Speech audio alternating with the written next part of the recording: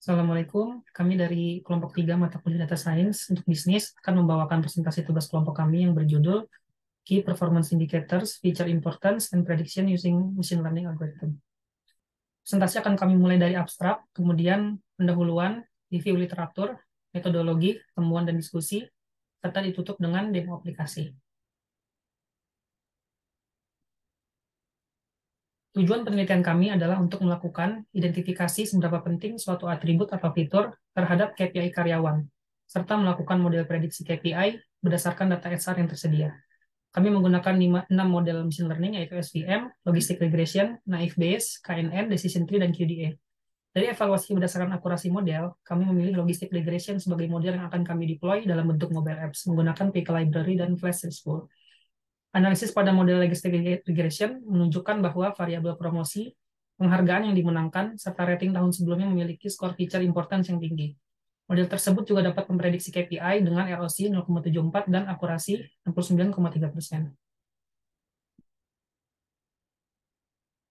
Mengenali suatu atribut yang penting serta memprediksi KPI dapat membantu organisasi mengelola karyawan dan merumuskan kebijakan karyawan dengan lebih baik.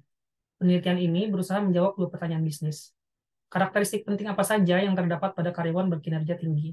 Kemudian tindakan, kebijakan, dan strategi apa yang dapat dilakukan manajer bisnis atau personil HR untuk meningkatkan KPI karyawan ke depannya. Kami memiliki hipotesis awal bahwa unsur motivasi dan pelatihan merupakan di antara faktor terpenting yang mempengaruhi kinerja karyawan. Selanjutnya di bagian 3 ini saya akan membahas terkait review literatur. Di mana yang pertama itu ada human resource development, di mana pengembangan sumber daya manusia sangat penting untuk meningkatkan produktivitas kerja dan akan terus berlangsung sepanjang karir karyawan. Pendidikan dan pelatihan adalah alat penting untuk meningkatkan pengetahuan, keterampilan, dan sikap manusia yang menghasilkan pekerja berkualitas yang lebih tinggi dan peningkatan produktivitas. Selanjutnya, yang kedua itu ada Human Resource Scorecard and KPI, merupakan sistem yang mengukur kinerja sumber daya manusia dan menghubungkannya dengan visi, misi, dan strategi organisasi. Selanjutnya, ada data limitation, di mana data limitation ini dalam beberapa kasus data mungkin tidak tersedia untuk semua variabel yang ingin dimasukkan ke dalam analisis atau mungkin tidak lengkap atau tidak akurat, sehingga pemilihan variabel juga dapat dipengaruhi oleh tingkat organisasi yang dipelajari, dan ketika mempelajari suatu perusahaan, variabel harus mempertimbangkan keseluruhan aspek perusahaan untuk memberikan gambaran yang menyeluruh tentang kinerja dan mengevaluasi aktivitas manajemen. Selanjutnya di bagian keempat terkait dengan metodologi, di mana yang pertama akan membahas tentang tahapan processing data dan pemilihan model. Yang pertama yaitu tahapan dalam memproses data dan pemilihan model. Pertama dimulai dengan memahami data dalam konteks SDM dan Key Performance Indicator. Yang kedua, pemahaman data termasuk pre-processing data yang dilakukan untuk mendapatkan struktur data. Yang ketiga, model pembelajaran mesin untuk klasifikasi diusulkan dan didiskusikan. Nah, yang keempat, kriteria pemilihan model terbaik dari berbagai pemilihan model untuk menguji classifier.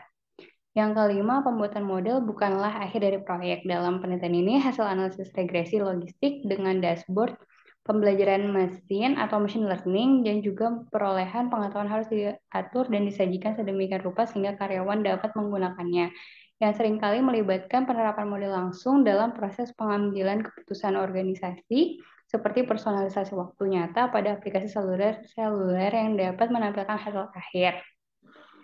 Nah, selanjutnya itu ada tahap yang pertama, yaitu input data.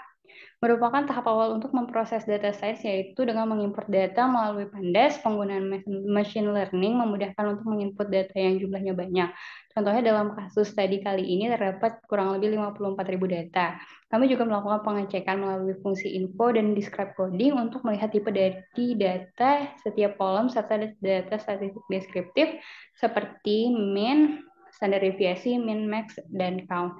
Yang tahapan kedua, kami ada data selection, di mana di tahap ini berdasarkan kerangka tujuan literatur, kami memilih variabel-variabel yang akan kami gunakan untuk memproses data science ini. Adapun variabel lainnya yang digunakan sudah dijelaskan di data limitation. Di tahap ini digunakan coding atau fungsi drop untuk mengklasifikasikan variabel X dan variabel Y. Dan di tahap ini juga kami menggunakan fungsi group by untuk pengecekan imbalance data terhadap variabel independen Y. Ya, melanjutkan dari yang Mbak Bella, jadi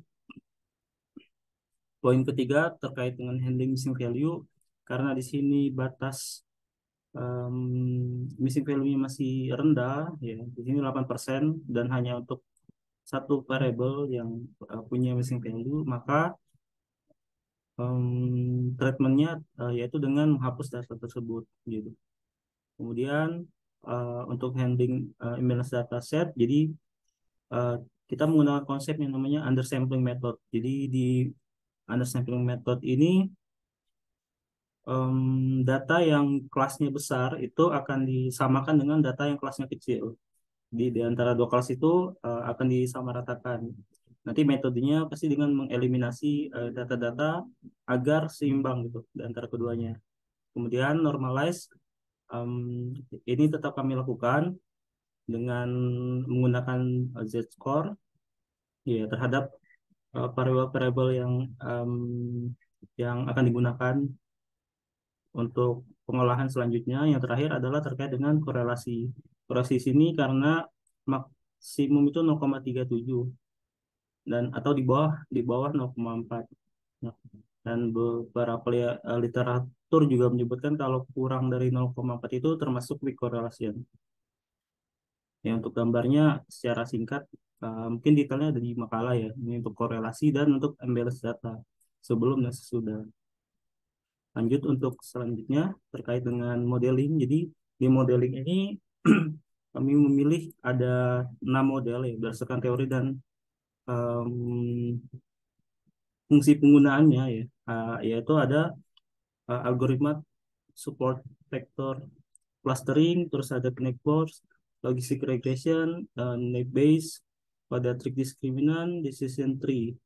Tapi emang sebelum ini akan dilakukan pembagian data berdasarkan tren dan tes ya. Nanti untuk tren ini untuk digunakan untuk menguji model mana sih em, yang paling bisa dipakai gitu berdasarkan erosi dan akurasinya. Nah, kalau secara konsep memang erosi ini em, emang digunakan untuk mengevaluasi hasil dan akurasi juga berasal dari confusion metric ya untuk em, kalau confusion metric sendiri ya terkait dengan klasifikasi machine learning di mana output dapat berupa kelas atau lebih.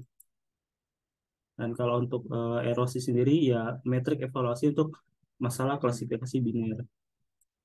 Dan juga di sini kan juga mempertimbangkan yang namanya kurva yang kalau lihat di gambar itu kurva erosi sendiri memplot ya true positive rate terhadap false positive rate pada berbagai nilai ambang batas dan pada dasarnya memisahkan sinyal dari noise.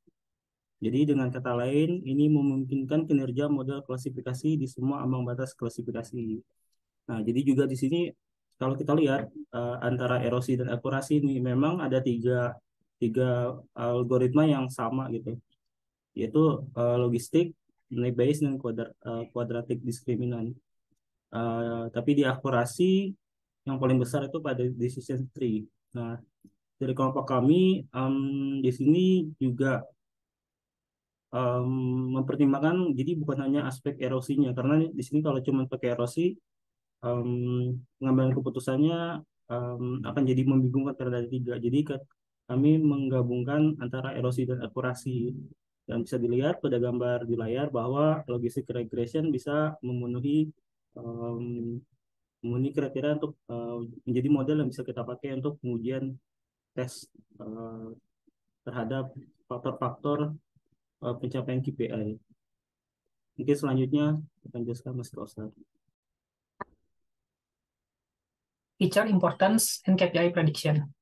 Terlihat pada gambar bahwa skor feature importance yang tinggi dimiliki oleh variabel promosi, penghargaan yang dimenangkan, kemudian rating tahun sebelumnya. Dengan demikian, hasil temuan ini mengonfirmasi sebagian hipotesis awal kami, bahwa motivasi berperan penting terhadap KPI karyawan, tercermin dari ketiga variabel di atas, yaitu promosi, penghargaan, serta rating sebelumnya yang berhubungan dengan motivasi. Namun, model ini terlihat tidak sesuai dengan hipotesis mengenai pengaruh training yang memiliki skor feature importance yang rendah. Model logistic regression ini juga dapat melakukan prediksi dengan LOC 0,74 dan akurasi 69,3%, yang akan didemonstrasikan lebih lanjut penggunaannya pada mobile apps di slide berikutnya.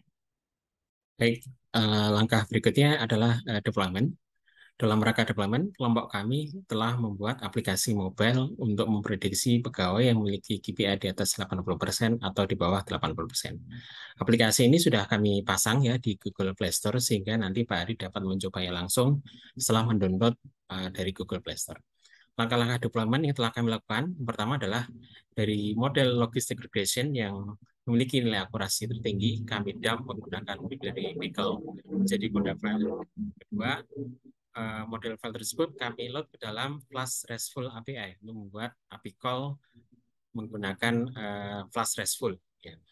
Kemudian yang ketiga, kami deploy Flash RESTful API ini ke hosted server sehingga kami dapat memanggilnya dari aplikasi mobile.